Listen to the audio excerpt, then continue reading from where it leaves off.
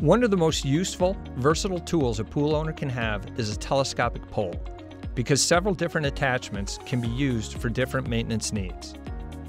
In this video, we'll show you how to attach a vacuum head.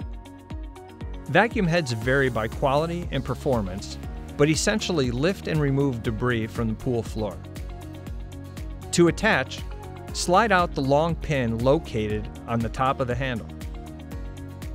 Line up the holes located on top of the vacuum with the holes on the top of the handle.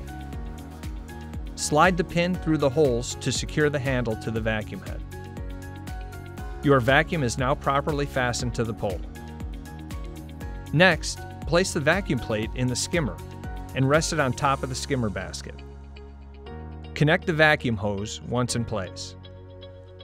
The vacuum hose has two ends, a swivel end and a stationary end. First, attach the swivel end to the top nozzle of the vacuum head.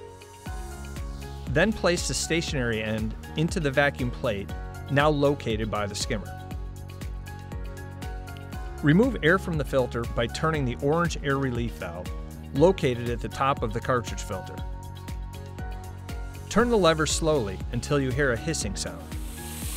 Leave the valve open until water starts coming out. Depending on the amount of air in the system, the pressure can cause the water to pour out or shoot out. Use caution and warn kids and pets to steer clear while you complete this step. You can close the valve once water makes its way out. You're now ready to start vacuuming your pool. If you have any questions, reach out to your local Great Escape team. We're always happy to help.